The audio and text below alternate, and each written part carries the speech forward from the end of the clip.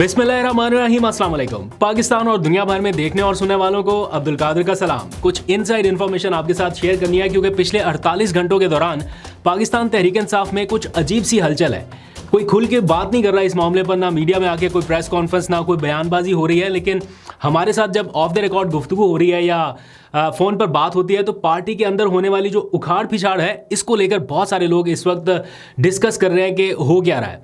और उससे उन लोगों को ये लग रहा है या जाहिर हो रहा है कि इमरान खान मुज़ाकरात का दरवाज़ा बंद करके एक बार फिर मुज़ाहमत की तरफ लौट रहे हैं। कल मैंने पार्टी के कुछ उन सरगर्म लोगों से रब्ता किया जो हालिया एहतजाजी तहरीक के दौरान बिल्कुल फ्रंट फुट पर रहे और उनको अली अमीन गंडापुर की और अली अमीन गंडापुर को उनकी हमायत बड़ी ज़बरदस्त तरीके से हासिल है।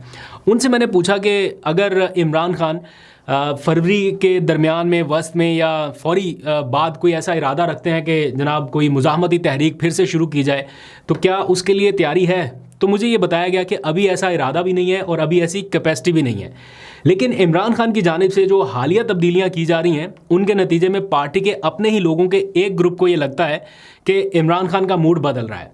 अगर उन्हें बाहर आने की भी जल्दी नहीं है और वापस वज़ीर आज़म बनना या उसके लिए कबूलियत हासिल करना भी उनके कागज़ों में मकसद नहीं है, तो फिर यकीनन वो किसी लंबी रेस की तैयारी कर रहे हैं। और ऐसे में जुनैद अकबर के वाज़े पैगामात और उनकी तैनाती, फिर दोबारा से तंजीम साजी, फिर हार्ड लाइनर्स को सामने लाने के पैगामात, ये कि होम्योपैथिक जितने भी है सारे इनको बाहर कर दिया जाए और एहतजाज का तरीक़ाकार क्या होगा, कैसे एहतजाज करना है, ये सारी चीज़ें वापस रिवर्स होकर सामने आने लग गई हैं। यानी वो माहौल, वो टेम्परामेंट अब नज़र आने लग गया है। फिर खैबर पख्तूनख्वा में सवाबी के मुकाम पर, पंजाब में मीनार पाकिस्तान के मुकाम पर यौम स्याह, ब्लैक डे, ये सारी तैयारियां जो हैं ये इंडिकेट कर रही हैं। हालात अभी भी वैसे ही हैं। ऐसा नहीं है कि इनको इजाज़त मिल जाएगी, ये आसानी से अप्लाई करेंगे और एनओसी इनके हाथ में आ जाएगा, लेकिन एक माहौल पूरा वो बनने जा रहा है दोबारा से कि जनाब दरख्वास्त दी है, अभी ज़िली इंतज़ामिया नहीं मान रही तो हाई कोर्ट में चैलेंज हो रहा है, फिर हाई कोर्ट से इजाज़त नहीं मिल रही तो और तरीक़ेकार इख्तियार किए जा रहे हैं, फिर घरों में एहतजाज, सड़कों पे, गलियों में, ये सारा एक टेम्परामेंट बन रहा है। और दूसरी जानिब IG की तब्दीली हो गई, पीका एक्ट मंजूर हो गया, नए DGFI आ रहे हैं, तो माहौल में बहुत कुछ बहुत तेज़ी से बदल रहा है। अब ऐसे हालात में अगर कोई ये कहे कि इमरान खान तक बिल्कुल एक्यूरेट मालूमात जेल तक पहुंचाई जा रही हैं और उनके बिहाफ पर बिल्कुल 100% एक्यूरेट डिसीजन हो रहे हैं, तो ऐसा बिल्कुल नहीं है। कुछ चीज़ें ऐसी हैं जो इस तरह से की जा रही हैं जिनके बारे में इमरान खान एग्री नहीं कर रहे हैं। फॉर एग्जांपल, ये अभी आपने 1-2 दिन पहले देखा, जुल्फ़ी बुखारी के हवाले से जो डिसीजन हुआ वो इमरान खान ने उसको पसंद नहीं किया, उसको रिवर्स करना पड़ा। फिर एक और डिसीजन हुआ, अभी आज या कल में ये डिसीजन हुआ और शायद कल या परसों तक रिवर्स भी हो जाएगा।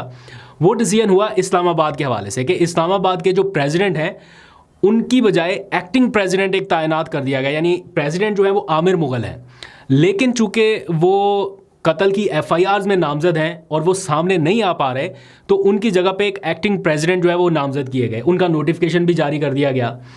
तो बहुत सारे लोगों को ये चीज़ खटकी कि जनाब जिस शख्स ने इतना कुछ भुगता, हर एहतजाज में सामने फ्रंट फुट पे लीड किया, इवन कत्ल की FIRs तक में नामजद हो गया, उसको बिल्कुल साइडलाइन कर दिया और उनकी जगह पे एक एक्टिंग प्रेसिडेंट ऐसा शख्स लाया गया जिसने को बहुत ज़्यादा एहतजाजी तहरीक नहीं चलाई, बहुत ज़्यादा एग्रेसिव पॉलिसी नहीं रखी। एडवोकेट अली बुखारी उनका नाम है, उनको चार्ज दिया गया एक्टिंग प्रेसिडेंट इस्लामाबाद का।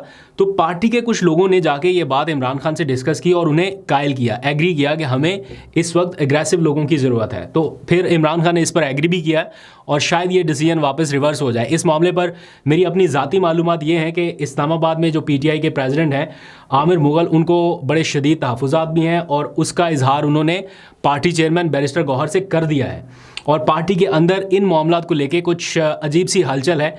शायद कोई अगर मामला एक आध दिन में रिजॉल्व ना हुआ तो फिर कोई सख्त बयानात भी सामने आए, लेकिन अभी तक ऐसी सिचुएशन है। और अगर इन मामलात पर पार्टी की जो आला क़यादत, दस्तयाब क़यादत है, यानी हर फैसला तो इमरान खान अब जेल से बैठ के नहीं कर पा रहे, तो जो बाहर लोग हैं उनको फौरी तौर पर कुछ चीज़ों को काम डाउन करना पड़ेगा। अदरवाइज़ KP में जिस तरह से आपको 2 ग्रुप्स अब नज़र आना शुरू हो गए हैं, अली अमीन गंडापुर बामुकाबला जुनैद अकबर, ये कोई माने या ना माने, लेकिन ये चीज़ें थोड़ी सी हम चूँकि सारा दिन इन चीज़ों को कवर करते हैं तो पता चल जाता है कि इस ग्रुप के लोग जो हैं वो अचानक से डोमिनेट होने लग गए और ये वाला ग्रुप जो है वो बैकफुट पे जा रहा है। तो ये चीज़ें सारी समझ में आ जाती है। तफसील में फिर किसी वक्त बता दूंगा। अब आ जाइए वापस हुकूमत PTI मुज़ाकरात के हवाले से, क्योंकि बहुत सारे लोगों को ये उम्मीद थी ना कि मुज़ाकरात शुरू हो गए तो शायद अब कुछ बेहतर हो जाए, लेकिन वो रास्ते सारे अब बंद हो चुके हैं।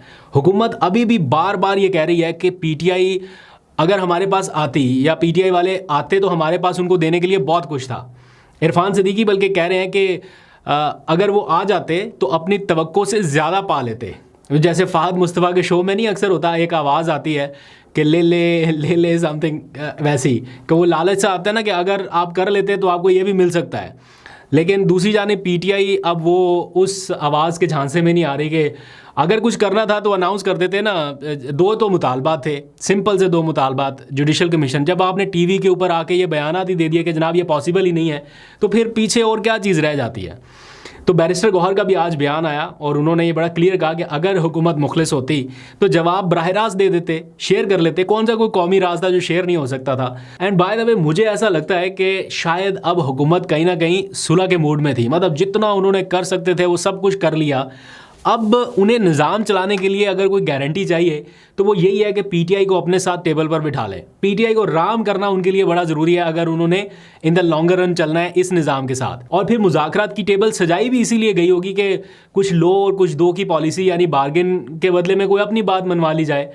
लेकिन जिस वक्त हुकूमत कुछ देने के मूड में नज़र आ रही थी कि जनाब बैठे बात करते हैं, माहौल बनाया कि कुछ लो कुछ दो की पॉलिसी में चलते हैं, तो पीटीआई ने बिल्कुल इनकार कर दिया।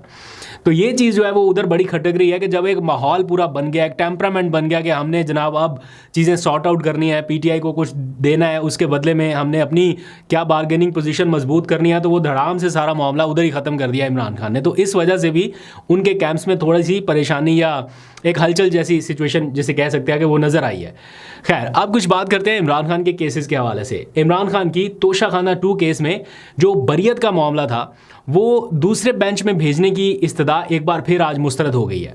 आपको मालूम है कि सलमान सफदर ने इमरान खान की हिदायत पर जो नए जज साहब आए हैं, राजा इनाम मिनहाज साहब, उन पर एतराज़ किया था। बल्कि एक केस में तो उन्होंने इनकार कर दिया था कि हम दलाइल ही नहीं देंगे। लेकिन हाई कोर्ट ने अभी इमरान खान साहब को फौरी रिलीफ नहीं दिया, बल्कि उनके वकील को ये कहा है कि वो मजीद मुआवनत करे इस मामले पर। दूसरा केस अलकादर में दी जाने वाली 14 साल की सज़ा के हवाले से है। तो इमरान खान और बुशरा बीबी की सज़ा के खिलाफ जो अपीलें गुज़िश्ता रोज़ दायर हुई थी उनके ऊपर एक एतराज़ दायर कर दिया गया है। रजिस्ट्रार ऑफिस ने यह एतराज़ दायर किया है कि इनकी जो अपीलें हैं इनके ऊपर कोई सर्टिफिकेट एक मिसिंग है, शायद वो सर्टिफिकेट जिसमें ये बताया जाएगा कि ये केस किसी दूसरी अदालत में ज़ेर समाअत नहीं है, इसलिए वो सर्टिफिकेट भी दें और कुछ एक आध पेपर के ऊपर गालबन दस्तखत मिसिंग है तो वो भी करके दें। तो ये एतराज़ है। अब ये एतराज़ दूर किया जाएगा, वो डॉक्यूमेंट साथ लगाए जाएंगे और फिर से ये दरख्वास्त दोबारा दायर की जाएगी। तो इस तरह से डिले हो रहा है, मतलब एक एक दिन इमरान खान जेल में किस तरह से ज़्यादा रहेंगे इन सारी छोटी छोटी चीज़ों की वजह से। आज ओवरऑल मुल्क के लिए एक सैड एंड ब्लैक डे रहा, क्योंकि फ्रीडम ऑफ प्रेस और फ्रीडम ऑफ स्पीच का जो मामला था वो तो अब ऐसा लग रहा है कि शायद एक ख्वाब ही रह जाएगा, क्योंकि आसिफ जरदारी ने बतौर सदर उस मुतनाज़ बिल की मंजूरी दे दी है, पीका एक्ट तरमीमी बिल की, जिसके बारे में सहाफ़ी बरादरी मुल्क भर में एहतजाज कर रहे हैं और आज वो बिल कानून बन चुका है। 2 दिन पहले हम ये बड़ा सुना हमने कि आखिरी होप जो है वो जरदारी है, गेम अब जरदारी साहब के हाथ में है और हो सकता है कि वो इसको होल्ड कर लें। आज दिन में ख़बरें भी चली कि उन्होंने रोक लिया है और सहाफ़ियों से मुशावरत की जाएगी जर्नलिस्टिक बॉडी से, लेकिन ऐसा हुआ नहीं। इन्हीं खबरों के दरमियान ये पता चला कि जनाब उन्होंने तो दस्तखत कर भी दिए है। तो अब ये बिल बन गया है। अब जो एक इसका क्या कहते हैं आउटकम है या आउटबर्स्ट है वो किस सूरत में नज़र आएगा ये देखना होगा। और लगता ये है कि कहीं ये कानून सियासी मकासद के लिए ना इस्तेमाल हो। अगर ऐसा हुआ तो इसके नताइज काफ़ी संगीन हो सकते हैं। अभी तक के लिए इतना ही। अपना बहुत सा ख्याल रखिए। अल्लाह हाफ़िज़।